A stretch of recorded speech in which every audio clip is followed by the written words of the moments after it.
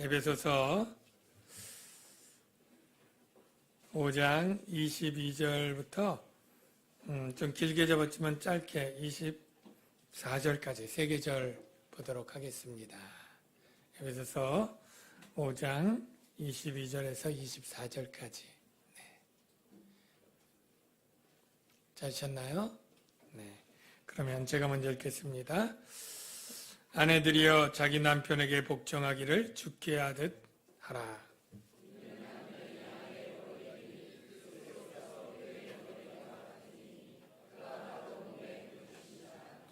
다 같이요.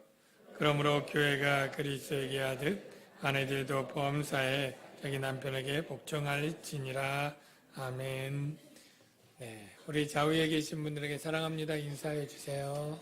사랑합니다. 사랑합니다. 네. 오늘 이 말씀하기 전에 간단하게 맥추절의 유래에 대해서 아시는 분들 있겠지만 또 모르는 분들 위해서 잠깐 소개하겠습니다. 오늘 맥추감사 주일이니까요. 이스라엘 백성들이 농산물 중에 대표적인 게 7가지가 성경에 기록되어 있습니다.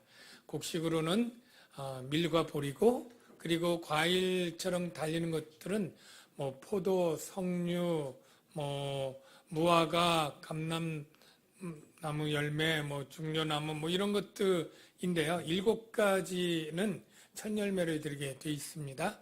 그런데 이스라엘의 그에서 제일 먼저 첫 열매가 열리는 것이 바로 곡식이고 곡식 중에 보리입니다. 그래서 우리가 초실절, 그 해에 처음 열매 드리는 초실절이 언제나 보리가 제일 먼저 열리기 때문에 맥추절, 같은 절기가 돼버렸어요. 원래 뜻은 다르지만 이스라엘 사람들은 주식이 보리일까요? 밀일까요? 네, 밀입니다. 밀이 더 좋아해요. 그런데 11월 달에 이 밀을 파종할 때 꼭 보리를 섞어서 파종을 하는 이유가 있습니다. 왜냐하면 파종해서 곡식이 알곡으로 맺을 때 보리가 한 20일 빨리 맺혀요. 예.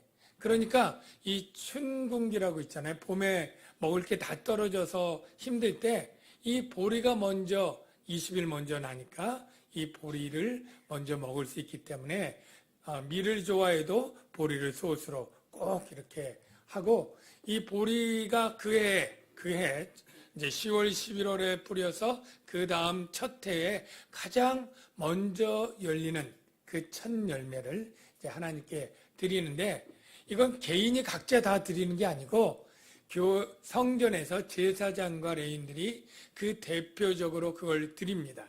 예. 그래서 이 맥추절은 어떻게 잡느냐면, 유대인들은 유월절이 있잖아요. 유월절 다음에 안식일이 있고 안식 후 첫날 초실절을 꼭 잡습니다. 유월절 전에 잡는 법은 전혀 없습니다. 그래서 우리가 이 유월절과 초실절이 예수님의 이 구원 사건과 굉장히 중요하게 또 연결이 되어 있죠. 예. 예수님이 언제 죽습니까? 유월절 어린 양 잡을 때 죽으셔요. 유월절 어린 양으로 죽고요.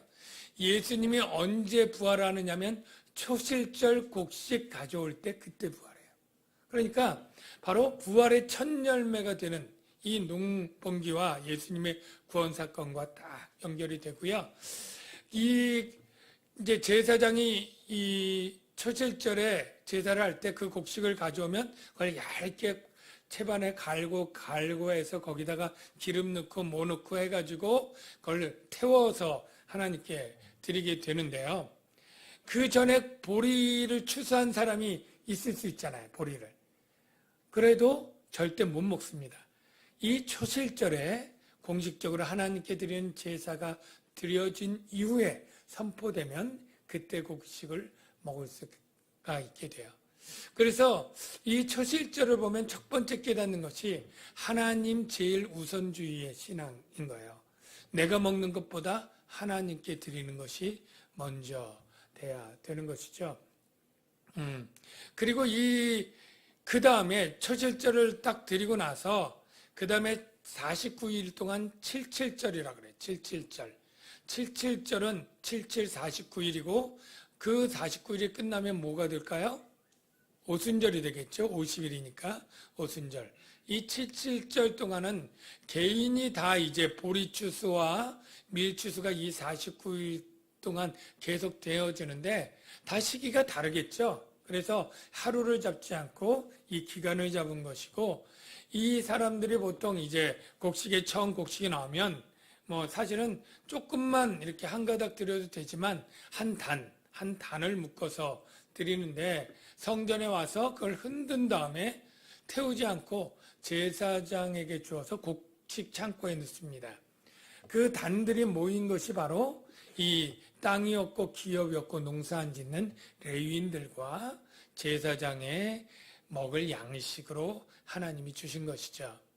그래서 이 맥추절의 의미 가운데 하나는 그 드려진 예물로 당시 기업이 없고 가난했던 그러한 종교인들에게 주었다라고 해서 저희들이 구제하거나 특별히 미자립 교회나 어려운 교회를 세우는 이 일에 맥주감사원금을 쓰는 것이 굉장히 그 의미와 부합한다라고 생각을 합니다.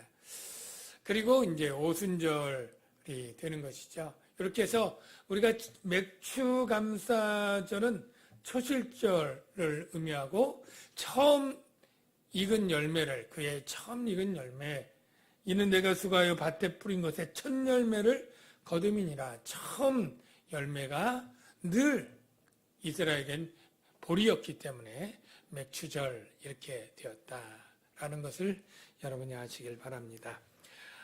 이제 에베소서 본문을 설교하도록 하겠습니다. 첫 말씀이 사도 바울이 에베소 교회 성도들에게 아내들이여 자기 남편에게 복종하기를 주께 하라라고 얘기를 했습니다. 여기 아내들이 굉장히 많은데요.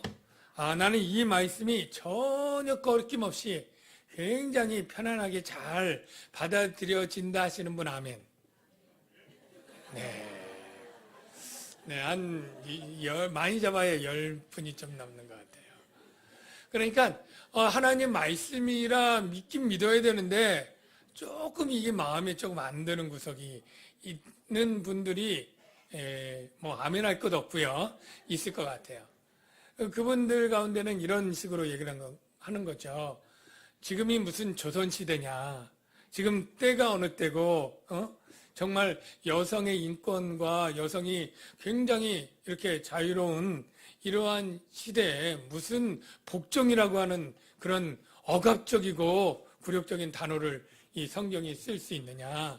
이 성경이 이 당대 정말 2000년 전에 그때의 시대의 구시대적인 그런 생각이 아직까지 이렇게 우리 현대 그리스도인들에게 동일하게 적용하려고 하는 것은 그건 잘못된 것 같다.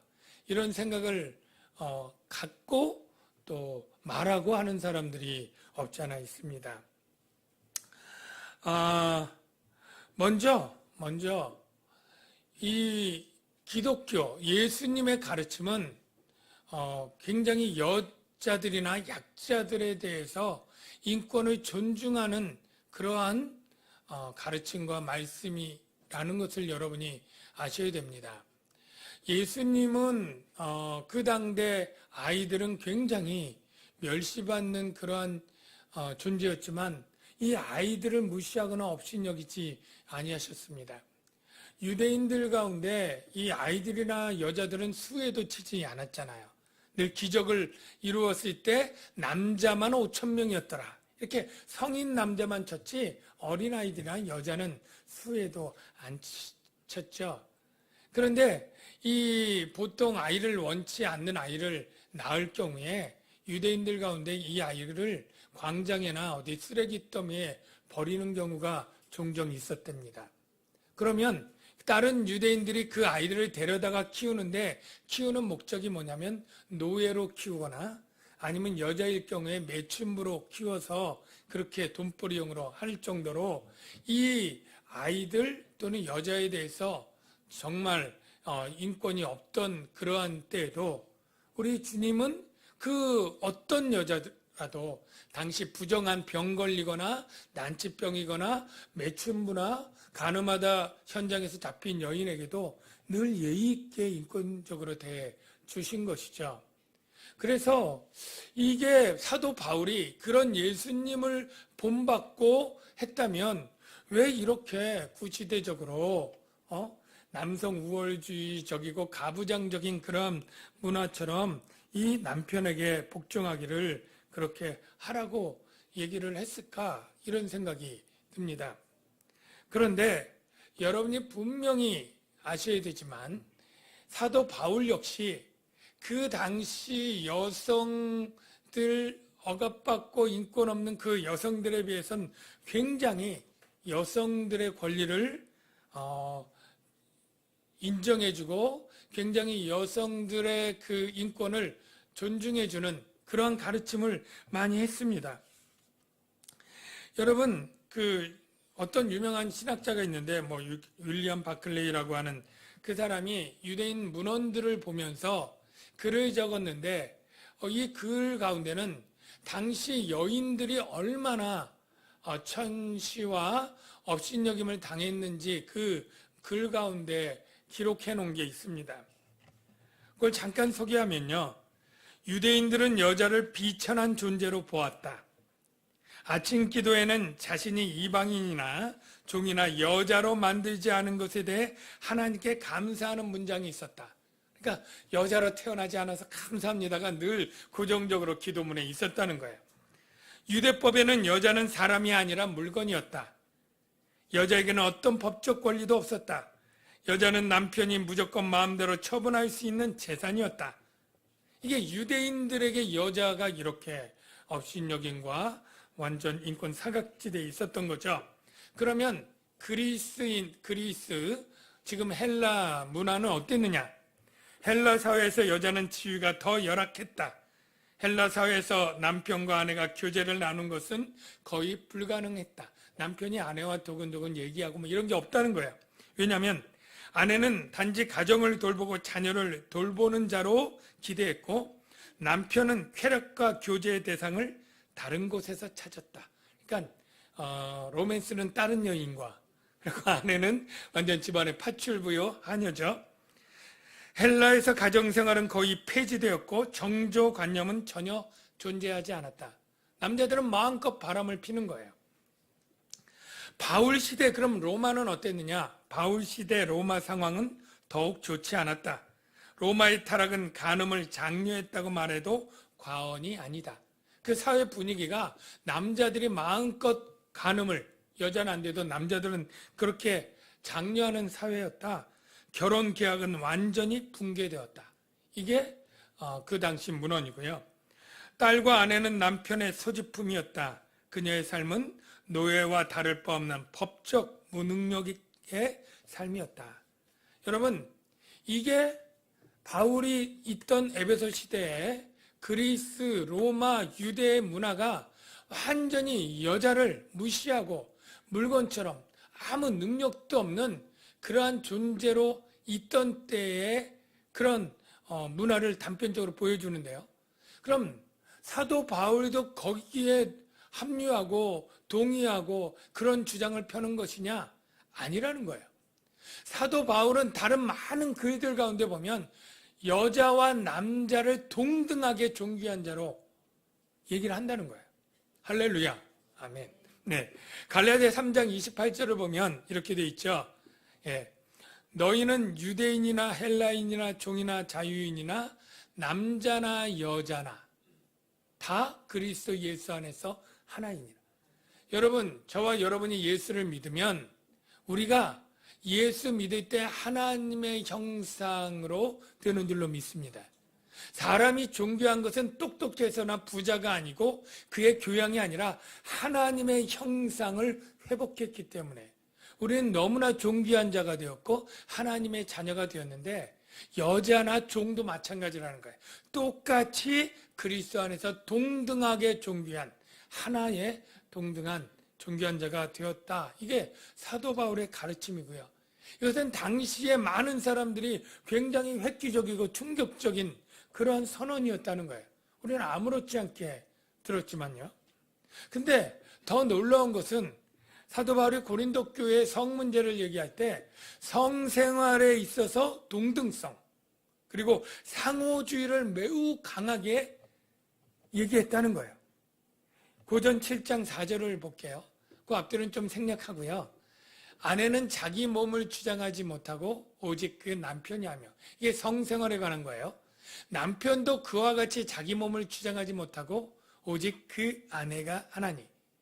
당시 문화는 남편은 마음껏 바람을 피고 또 남편이 원하는 대로 아내의 몸을 자기 것처럼 그렇게 요구를 했기 때문에 남편이 아내의 몸을 주장한다는 건 너무나 당연하고 지극히 정상적인데, 여기 보니까 바울이 남편도 그와 같이 자기 몸을 주장하지 못하고 오직 그 아내가 한다는 거예요. 이 말은 너무나 쇼킹한 거죠. 아내가, 남편이 원치 않아도 아내가 원하면 아내에게 복종하듯이 그것을 해야 된다라고 말하는 것은 그 당대 문화에는 획기적인 거예요. 노예와 물것 같은 아내에게 매우 충격적인 그러한 얘기를 하고 있는 거예요. 또한 고린도전서 7장 15절에는 종교 문제에 대해서는 복종하지 않아도 된다라고 하는 주장도 해요. 사도 바울이 혹 믿지 아니하는 자가 갈리거든. 이게 믿지 아니하는 남편이에요. 문맥상. 믿지 않은 남편이 이혼하자고 그렇게 요구하면 갈리게 하라, 이혼하게 하라. 형제나 자매나, 형제뿐 아니라 자매, 아내도 이런 일에 구애될 것이 없느니라. 그러니까 그 당대에 무조건 아내들은 남편의 종교에 따라야 되는 게 당대 문화예요. 그런데 기독교는 뭐예요?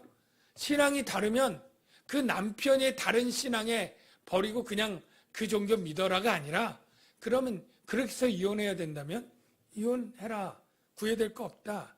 이렇게 굉장히 파격적으로 여성의 권리와 인권을 강조했던 바울이 왜 본문에서는 그것과 반대되는 것처럼 이 남편에게 복종하라, 그 복종하게 되는 것은 바로 남편이 머리고 너는 그렇게 돕는 자로서 복종해라, 이게 좀 이상하지 않느냐, 이렇게 생각을 하는 거예요. 여러분, 이상합니까? 네, 절대 이상하지 않습니다. 사도 바울이 아내가 남편에게 복종하라고 한 것은 변하는 시대나 문화에 따라서 말한 것이 아닙니다. 사도 바울이 아내가 남편에게 복종할 것은 변치 않는 하나님의 창조의 원리에서 찾아서 말하는 것이기 때문이에요.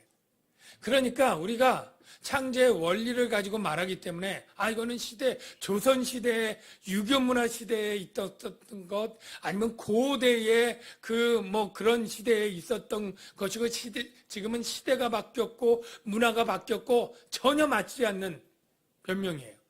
왜냐하면 그런 시대와 문화에 따라 바울이 주장하는 게 아니기 때문에. 바울이 이 말을 하는 것은 창조 질서에 가는 것입니다. 그러면 창조가 어땠는지 다 알지만 그래도 창세기 2장 20절을 가지고 정리를 할게요. 자, 사람의 창조에 관해서 같이 읽어봐요. 시작. 아담이 돕는 배필이 없으므로 여호와 하나님이 아담을 깊이 잠들게 하시니 잠들매 그가 그 갈빗대 하나를 취하여 살로 대신 채우시고 그 갈빗대로 여자를 만드시고. 여기 세 가지 창조 원리가 있습니다. 남자와 여자, 아담과 하와라고 할 때 하나님이 순서적으로 남자와 여자 중에 누굴 먼저 창조했습니까? 남자를 먼저 창조했다.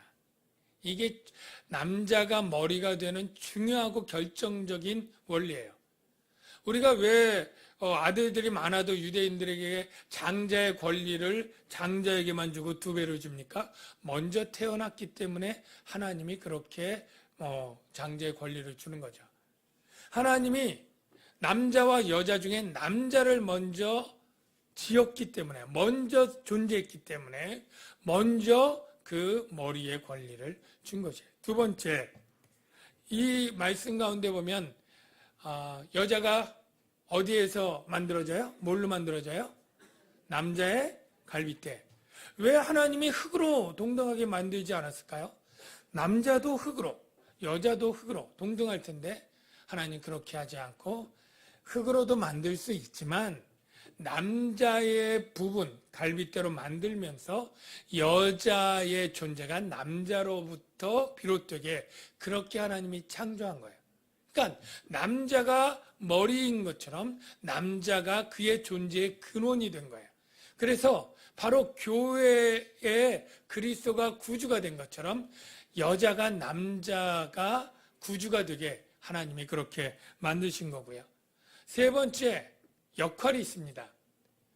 여자를 만들어서 아내로 줄 때 돕는 배필로 만들었다. 그러니까 여자는 돕는 자로 만들어서 이 머리 대신 권위의 남편에게 복종하라. 이게 창조의 원리에서 다 나온 것이라는 것이죠. 사랑하는 남양주광교회 아내들이요.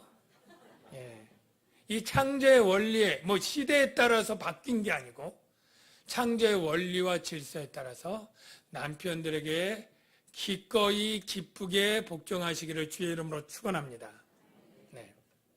그런데 우리가 이게 왜 마음에 안 드느냐면 이 복종이라고 하는 단어와 그리고 머리라고 하는 단어 그리고 돕는 자 여기에 대한 많은 오해가 있기 때문에 이 오해만 풀면 복종하는 것이 얼마나 기쁘고 자원적으로 되는지를 알 수 있는데요.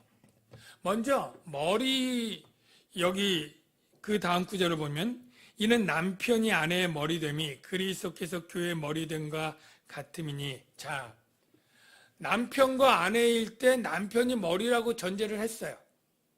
창조에서 먼저 지음을 받아서 머리다 이렇게 얘기를 했어요.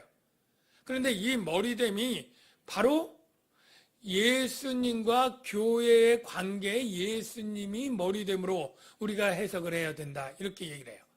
자, 먼저 일반적으로 머리와 몸의 관계는 무엇이냐면 머리가 결정을 하고 몸은 따르게 되어 있습니다. 그렇죠? 머리가 결정을 하고 몸을 따르게 돼요. 하나님이 왜 머리와 몸을 이렇게 구분해서 하나는 결정하고 하나는 따르게 했을까요? 그냥 둘 다 머리를 만들면 더 억울하고 분할 사람 없고 좋지 않을까? 혹시 이렇게 생각할 수도 있지 않습니까? 그런데요, 분명히 말하지만 하나님이 머리로 만들었는데 가정의 머리가 둘이면 이 가정은 절대 온전하게 행복할 수가 없습니다. 풍비박산이 날 수밖에 없어요. 여러분, 도마뱀이 머리가 둘 있는 도마뱀이 있으면 이 도마뱀이 장수할 확률은 제로입니다. 왜냐하면 이 머리가 정말로 의기투합해서 평생 같은 생각, 같은 마음이라 그러면 사실 둘이라도 한 머리죠. 근데 머리라는 것은 서로 느끼고 원하고 하는 것이 다르잖아요. 자자. 내 머리가 몸에게 명령하잖아요. 자자, 먹자, 놀자, 쉬자, 공부하자, 일하자, 운동하자. 많은 명령들을 내리면 이 몸은 그에 따라서 자기도 하고 먹기도 하고 놀기도 하고 쉬기도 하고 일하기도 하고 공부하기도 하는 거죠. 그런데 이 머리가 서로 다른 결정을 냈을 때 이게 어떻게 됩니까? 이 몸이 감당할 수가 없는 것이죠. 마치 도마뱀 머리가 둘이었는데 이런 나무가 있을 때 이 머리가 끼었을 때 서로 양보하지 않고 주장하면 결국 몸만 찢어지는 거죠. 몸이 상하는 거죠. 그래서 우리 농담처럼 그러잖아요. 머리 나쁘면 몸이 고생한다. 맞습니다. 머리가 몸을 잘 명령을 해야 되는데 머리가 둘이거나 이래서 하면 그 몸이 망가지거나 상하게 되는 거죠. 여러분 중 아내들 가운데 내가 집안에서 내가 머리 역할 좀 해볼까 하는 아내들이 있다면 그것은 불행으로 가는 첫걸음입니다. 남편은 그 정체성, 하나님의 창조에 지은 것처럼 그 머리를 포기할 수 있는 존재가 아닙니다. 머리됨을. 그런데 아내가 좀 똑똑하고 지혜로워서 내가 머리 노릇 좀 하고 내가 결정권을 가지고 뭘 하려고 하면요, 반드시 그 가정은 찢어지고 몸이 깨어지게 되어 있어요. 예. 그러면 하나님은 왜 남편을 머리로 세우고 이제 그 권위를 그렇게 주게 되었느냐 하면, 이 복종하다라고 하는 단어, 머리에 복종해야, 이 복종하다고 하는 헬라어 안에는 그 헬라어 단어 중에 질서가 들어가 있습니다. 그래서 머리를 세우고 몸이 복종하게 하는 것은 질서를 세우기 위한 거예요. 질서를. 그래서 하나님은 무질서의 하나님이 아니요, 질서의 하나님입니다. 하나님은 이 온 우주를 세울 때도 해와 달과 별들이 하나도 부닥치지 않는 것은 얼마나 그 주기 위한 모든 것이 질서 있게 되었는지. 예. 하나님은 당신의 이스라엘 백성을 뽑아서 어디 구름 뜨면 출발할 때도 그냥 우르르 일어나서 우르르 오는 게 아니고요, 얼마나 질서 정연한지 하나님이 모세에게 준 거는 12팀을 진으로 하고 각자 그 지파마다 동서남북에 서 있을 순서를 정하고, 출발할 때 나갈 순서를 정하고, 머물 때 위치, 이 모든 것들이 다 있고, 제사장들 제사 지낼 때 반차를 세워서 질서 정연하게 돌아가게 제사를 드리고, 모든 순서와 이 모든 것들을 질서 있게 하시는 분이 우리 하나님이에요. 그 질서는 편하고 좋은 것이고, 그리고 서로 간에 참 유익한 것이죠. 그래서 하나님은 가정을 세울 때도 그냥 아무나 똑똑한 사람이 머리에가 아닙니다. 하나님이 먼저 지으신 남자를 머리로 하고 권위를 세우고 명령을 주게 하고, 아내는 몸이 되어서 복종하고 다스림을 받도록, 그래서 질서 있고 행복하게 만드신 거예요. 그런데 이 머리가 하는 일은 결정하고 다스리는 일뿐이 아니고요, 아주 우리가 놓치고 있는 중요한 것이 있는데, 머리는 몸을 돌보고 보호하는 일을 합니다. 여러분, 그 말씀이 어디 있느냐면 에베소서 4장 15절 16절에 있는데요. 예, 여기 그런 말씀이 있어요. 범사에 그에게까지 자랄지라, 예수님까지 자랄지라, 그는 머리니, 예수님이 머리니 곧 그리스도라, 그렇게 돼 있죠. 그리고 머리가 하는 일이 뭐냐면 그에게서 온 몸이 각 마디를 통하여 도움을 받음으로, 즉 온 몸은 예수에게 도움을 받으니까 예수님이 하는 일은 뭐예요? 온 몸이 힘들지 않도록 돕는 일이에요. 도움을 주는 일. 그리고요, 그 다음 결합되어 각 지체의 분량대로 역사하여 그 몸을 자라게 하며, 그 머리는 자기가 잘하고 자기가 잘 되는 걸 생각하는 게 아니라, 머리가 결정하고 권위를 쓰는 일은 그 몸, 온 몸이, 모든 지체의 각 부분이 도움을 받아서, 도움을 주어서 잘 자라서 사랑 안에 스스로 세워지는데, 누구까지요? 그리스도의 장성한 분량까지 세워지도록 하는 일을 하는 데 있어서 결정권을 쓰는 거예요. 예. 그러니까 바로 이 권위를 가졌다고 하는 남편은 이제 나는 머리야.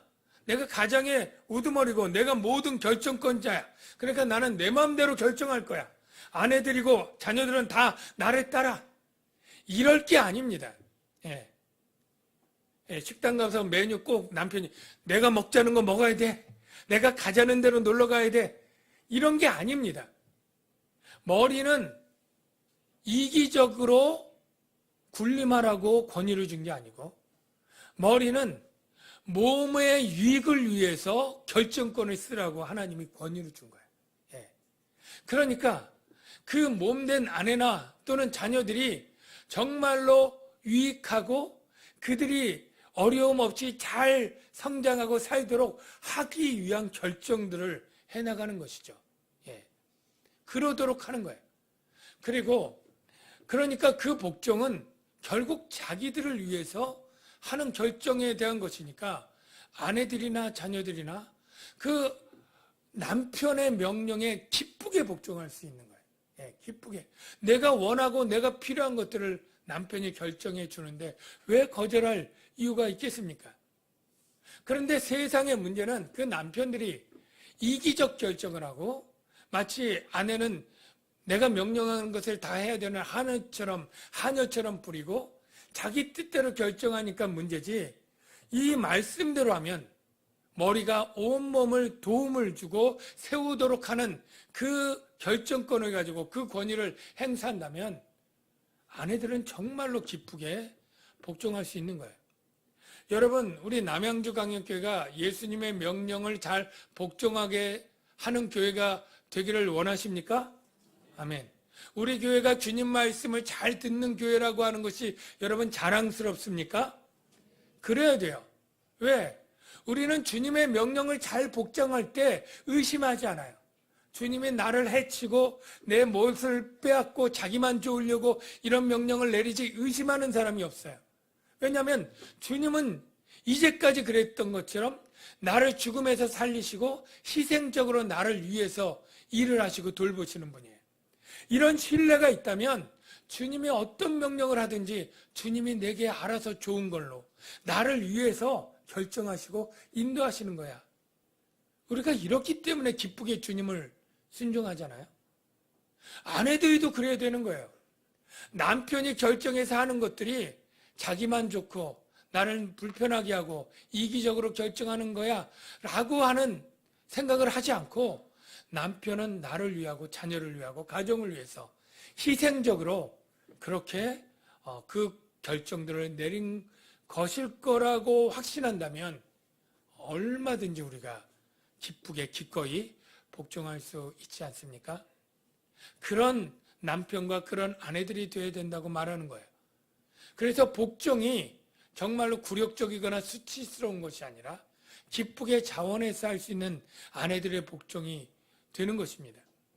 그런데 한 가지 돕는 자가 된다는 것도 좀 설명을 하면, 여러분 중에 돕는 자라고 할 때 이 돕는 자를 열등함이라고 이해를 많이 합니다. 열등함, 부족함, 모자람, 능력과 지혜가 모자라서 남편을 돕는 자밖에 못한다, 이렇게 생각을 하죠. 우리 이렇게 목수나 또는 미싱이나 이렇게 보면 보통 기술자가 있고 조금 초보자로 돕는 자들이 있죠. 일본말로 시다, 데모도 이런 사람들은 전문 기술자가 아니라 이 땅을 조금 바꾸라도 돕는 자가 되잖아요. 여러분, 아내에게 있어서 돕는 자는 절대 그런 돕는 자가 아닙니다. 능력이 부족해서 또는 지혜나 뭐가 부족해서 돕는 자, 그렇게 여러분들이 그렇게 이해하면 안 됩니다. 오히려 여러분 거꾸로 생각해 보면 도움을 받는 자가 더 능력이 많은 거예요? 돕는 자가 능력이 많은 거예요? 바꿔 생각하면 돕는 자가 더 지혜롭고 능력이 많다고도 볼 수 있지 않아요? 시편의 고백 가운데 이렇게 주는 나의 도움이시여 하나님은 나를 돕는 자시니, 그러면 하나님이 열등하고 나보다 부족하다는 뜻이에요? 아니잖아요. 하나님이 훨씬 더 지혜롭고 많은 힘을 가졌기 때문에 나를 돕는다, 이렇게도 볼 수 있는 거잖아요. 우리가 돕는 자가 된다는 것은 바로 그의 지위나 신분의 열등함이 아니라 바로 역할일 뿐이다라는 거예요. 역할일 뿐이에요. 바로 아내의 역할이 돕는 자의 역할이지 훨씬 수준이 낮거나 모자르거나 부족해서 돕는 자밖에 못하는 게 아닙니다. 여러분이 그냥 세상에도 보면 기업 경영의 오너, 결정권자들이 있는데 그 결정권자들보다 더 똑똑한 것이 바로 그 밑에 대통령으로 말하면 비서관들이나 장관들이나 그룹 회장의 밑에 있는 그러한 실무에 뛰어난 전문 경영들이 훨씬 더 실력과 기술과 그러한 경험들이 많을 수 있는 거죠. 그래서 아내들이 돕는 자는 능력이 부족하고 몰라서 돕는 자밖에 못하는 게 아니라 어떤 부분에 있어서 남편 못지않게 지혜로운 아내들이 많을 줄로 압니다. 더 어떤 부분에서 밝고 명석하고 또 슬기롭고 전문적인 그러한 능력을 가진 아내들도 많을 거예요. 그 아내들이 남편의 결정권의 역할을 돕도록 나는 돕는 자로서 많은 자료들을 수집하고 정보를 얻고 경험들을 가지고 비교 분석해서 남편이 잘 결정할 수 있도록 이렇게 들여서 남편이 결정하도록 돕는 역할을 하는 것은 굉장히 중요한 일인 것이죠. 결코 모자라거나 열등해서가 아니고,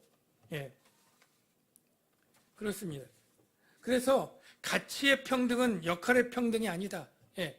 동등하게 존귀하지만, 그래서 평등하지만 역할이 다를 뿐인 거예요. 역할이 다를 뿐. 그래서 여러분들이 남편을 돕는 자로 서는 것이 결코 부끄럽거나 또는 서운하거나 원망스럽게 하나님을 생각할 일이 아니고 그 돕는 자의 역할을 잘하는 아내들이 되시기를 주의 이름으로 축원합니다. 마지막으로, 그러면 남편이 명령하는 것은 정말 그리스도인의 아내로서 무조건 시키는 대로 다 해야 되는가 하는 문제만 보면 되는데요. 하나님이 남편에게 권위를 줄 때는요, 하나님의 권위를 준 겁니다. 그래서 그 남편은 그 권위를 쓸 때 하나님께 위임받은 권위를 하나님의 뜻에 합당하게 써야 되는 거예요. 그게 전제되어 있습니다. 그렇기 때문에 아내들이 남편이 하나님께 받은 그 권위를 하나님의 뜻에 그릇되게 사용할 경우에 그때는 복종할 의무가 없습니다. 하나님이 금하신 것을 명령하거나 하나님이 명령한 것을 금하게 하는 정반대의 명령에도 반드시 복종해야 된다? 절대 그렇지 않습니다. 또 남편이 정말로 아내와 마땅히 해야 될 그러한 의무인 순교를 저버리고 음행을 범하여 아내와의 연합을 이미 깨뜨렸거나 남편이 이성을 잃고 거칠게 행동하고 폭력적으로 나가는 남편에게도 무조건 복종하라는 법은 없습니다. 아내의 복종은 언제나 하나님이 주신 권위 안에서 하나님을 공경하는 것처럼 죽게 하던 남편을 공경하고, 아내의 복종은 바로 그리스도 안에서 그리스도의 뜻 안에서 이루어져야 한다는 것이죠. 그렇게 그리스도의 뜻과 부합할 경우에 우리 아내들은 자발적으로 기쁘게, 나는 남편이 하는 말을 무조건 순종해 라는 것이 절대 남편에게 잡혀 굴복적인 삶을 살아가는 수치스러운 것이 아니라 정말로 성경적 원리 때문에, 하나님의 창조의 질서의 원리에 관한 하나님의 명령이기 때문에 나는 기쁘게 기꺼이 남편에게 복종하며 사는 아내인 것이 오히려 자랑스럽게 살아가는 그리스도인의 아내인 것을 여러분 믿고 그렇게 사시길 주의 이름으로 축원합니다. 이 시간에 같이 찬양하는데요. 여러분, 예수 믿으면서도 불행한 사람들이 있어요. 왜냐하면 하나님과의 관계는 회복이 됐는데 정작 중요한 사람 간의 관계, 그 중에서 남편과 아내의 관계가 회복되지 못했기 때문인 사람이 너무 많습니다. 여러분 중에 하나님과의 관계 때문에 너무 멀어져서 괴로워요, 물론 하는 분도 있을 거예요. 그런데 여러분들 가운데 대부분의 사람은 하나님과의 경건의 관계는 문제가 없는데 내가 사람들 간의 경건의 문제가 있어요. 사람들 간의 관계가 문제가 있어요. 관계가 회복되지 않으면 행복이 없어집니다. 그래서 하나님이 주신 행복을 우리가 누리지 못하고 고통하는 게 바로 하나님의 말씀을 모르고 그 삶에서 경건 생활이 되지 않았기 때문이다 라고 생각이 듭니다. 이 시간에 우리 이 찬양 우리가 부른 것처럼 성령의 가르침 우리가 사모하고 그 말씀에 순종해서 이제 앞으로 사람들과의 관계에 관한 말씀들을 볼 때 하나님, 내가 잘못 끼워진 단추처럼 된 게 있습니까? 첫 단추가 잘못 끼워져 있습니까? 우리 청년들, 여기 결혼하는 청년들, 첫 단추를 잘못 끼고 나중에 바꿔 끼는 것은 어렵지만 이제 내가 결혼 생활 시작할 때 성경적 원리에서 내가 바르게 첫 단추부터 끼고 갈 수 있도록 도와달라고, 우리 지금 늦었지만 우리 부부관계가 이 성경적 원리가 몰라서 잘못 일그러지고 상한 부부관계도 있을 거예요. 하나님, 내 아내와 내가 다시 이 말씀 안에 바르게 서서 잘못된 것들이 회복되도록 도와주십시오. 우리 그런 기도를 같이 하면 좋겠습니다.